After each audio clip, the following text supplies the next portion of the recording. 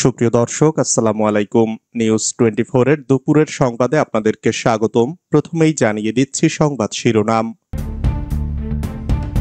চিন্ময় কৃষ্ণের জামিন নামঞ্জুর।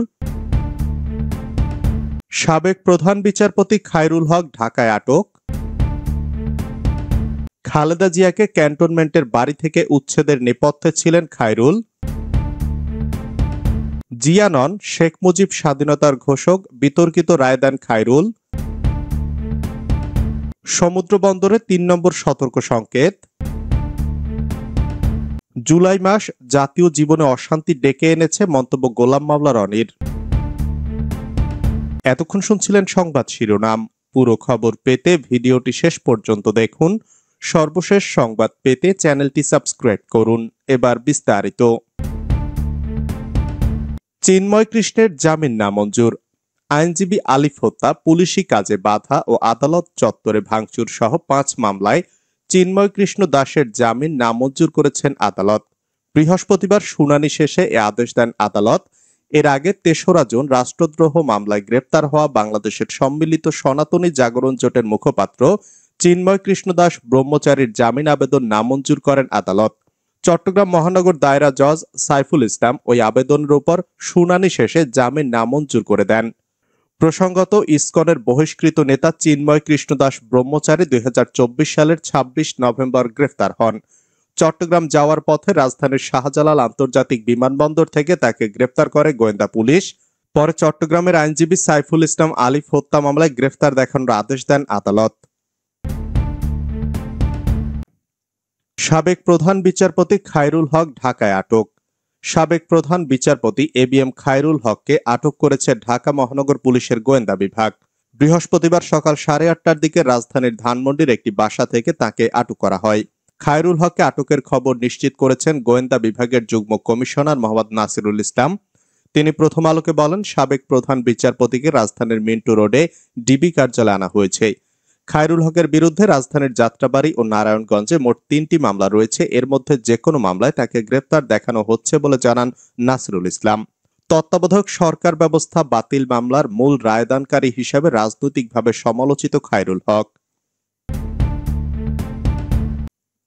খালেদা জিয়াকে ক্যান্টনমেন্টের বাড়ি থেকে উচ্ছেদের নেপথ্যে ছিলেন খায়রুল। ছাত্র জনতার আন্দোলনের মুখে গত বছরের 5ই আগস্ট প্রধানমন্ত্রী পদ থেকে পদত্যাগ করে দেশ ছেড়ে ভারতে পালিয়ে যান শেখ হাসিনা। এরপরেই আওয়ামী লীগের নেতাকর্মী ও হাসিনার আশীর্বাদ পুষ্ট অনেকে দেশ ছেড়ে পালিয়ে যান, আবার অনেকে আইনশৃঙ্খলা বাহিনীর হাতে গ্রেফতার হন। তবে বহুল আলোচিত সাবেক প্রধান বিচারপতি এবিএম খায়রুল হকের অবস্থান নিয়ে ধোঁয়াশা ছিল। অবশেষে বৃহস্পতিবার সকাল 8টার দিকে ধানমন্ডির বাসা থেকে সাবেক এই প্রধান বিচারপতিকে গ্রেফতার করে ডিবি পুলিশ। ডিবির যুগ্ম কমিশনার মোহাম্মদ নাসিরুল ইসলাম এ তথ্য নিশ্চিত করেছেন। সাবেক প্রধানমন্ত্রী ও বিএনপির চেয়ারপারসন খালেদা জিয়াকে ক্যান্টনমেন্টের বাড়ি থেকে উচ্ছেদের নেপথ্যে ছিলেন খায়রুল হক, মোজাম্মেল হোসেন ও সুরেন্দ্র কুমার সিনহা। খায়রুল হকের নেতৃত্বে এই 3 জনের আপিল বিভাগের বেঞ্চে শুনানি ছাড়া বাড়ি থেকে উচ্ছেদের বিষয়টি চূড়ান্ত হয়েছিল। খালেদা জিয়ার আবেদনের শুনানি ছাড়াই তারা একতরফা রায় দিয়েছিলেন। এসব ছাড়াও খায়রুল হক নানা কারণে আলোচিত ছিলেন। রাজনৈতিক একটি বিষয়কে আদালতের আওতাধীন করে শহীদ রাষ্ট্রপতি জিয়াউর রহমান স্বাধীনতার ঘোষক নন বলে রায় দিয়েছিলেন তিনি। এই রায় রাজনৈতিক শক্তিগুলোর একটি অংশকে যেমন খুশি করেছিল, অন্য অংশকে তেমনই ক্ষুব্ধ করেছিল। রাজনৈতিক বিষয় ওই রায়ের সঙ্গে তার প্রতি সরকারের বিশেষ সুদৃষ্টির সম্পর্ক নিয়ে মানুষের মধ্যে বিভিন্ন অস্বস্তির সন্দেহ ছিল। সেই সন্দেহ তিনি উস্কে দেন অবসর গ্রহণের প্রায় 2 বছর পর আইন কমিশনের চেয়ারম্যানের পদ গ্রহণ করে মূলত দেশের বিচার বিভাগের উচ্চাসনে বসে ফ্যাসিবাদ প্রতিষ্ঠায় শেখ হাসিনাকে সহযোগিতা করাই ছিল তার মূল কাজ। সমুদ্র বন্দরে 3 নম্বর সতর্ক সংকেত। উত্তর বঙ্গোপসাগর ও তৎসংলগ্ন এলাকায় একটি লঘুচাপ সৃষ্টি হয়েছে। দেশের 4টি সমুদ্র বন্দরকে 3 নম্বর স্থানীয় সতর্ক সংকেত দেখিয়ে যেতে বলেছে। এটি আরো ঘনীভূত হতে পারে। এর প্রভাবে উত্তর বঙ্গোপসাগরে বায়ুচাপের তারতম্যের আধিক্য বিরাজ করছে। উত্তর বঙ্গোপসাগর, বাংলাদেশের উপকূলীয় এলাকা ও সমুদ্র বন্দরের উপর দিয়ে দমকা বা ঝোড়ো হাওয়া বয়ে যেতে পারে বলে জানিয়েছে আবহাওয়া অধিদপ্তর। বৃহস্পতিবার সকালে দেওয়া আবহাওয়ার সতর্ক বার্তায় এসব কথা বলা হয়েছে, যে কারণে চট্টগ্রাম, কক্সবাজার, মোংলা ও পায়রা সমুদ্র বন্দরকে 3 নম্বর স্থানীয় সতর্ক সংকেত দেখিয়ে যেতে বলা হয়েছে। জুলাই মাস জাতীয় জীবনে অশান্তি ডেকে এনেছে মন্তব্য রনির। রাজনৈতিক বিশ্লেষক ও সাবেক সংসদ সদস্য গোলাম মাওলা রনি বলেছেন, ২০২৫ সালের জুলাই মাস আমাদের জাতীয় জীবনে অশান্তি ডেকে নিয়ে এসেছে। সেই অশান্তির ভিত্তিমূল হল গত ১১ মাসের বর্তমান যে সরকার, তাদের শাসনের দুর্বলতা রয়েছে, নানা রকম ছলচাতুরি, একটার পর একটা ভুল সিদ্ধান্ত, একটার সঙ্গে অন্যটার প্যাঁচ লাগিয়ে পুরো রাজনীতিকে জটিল করে তুলে ক্ষমতাকে তারা প্রলম্বিত করবে, এইরকম একটি জনরোষ চারিদিকে ছড়িয়ে পড়েছে। সম্প্রতি নিজের ইউটিউব চ্যানেলের এক ভিডিও বার্তায় তিনি বলেন, গত জুলাই এবং আগস্ট সারা বাংলাদেশে তাণ্ডব চলেছে। সে তাণ্ডবের একটি অংশ ছিল জুলাই মাসে শেখ হাসিনার বিরুদ্ধে, ১৫ বছরের তার রেজিমের বিরুদ্ধে।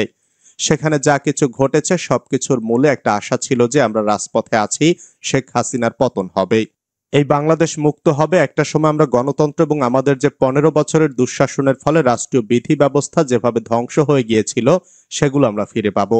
একটা মানুষ আশা নিয়ে বাঁচতে পারে উল্লেখ করে গোলাম মাওলা বলেন, সে যত বিপদের মধ্যেই থাকুক না কেন, তার মধ্যে যদি আশা থাকে যে আগামীকাল একটা সুন্দর সকাল হবে, তারপর আর কোনো সমস্যা থাকবে না, তখন মানুষ শত সহস্র কষ্টের মধ্যেও জীবিত থাকতে পারে।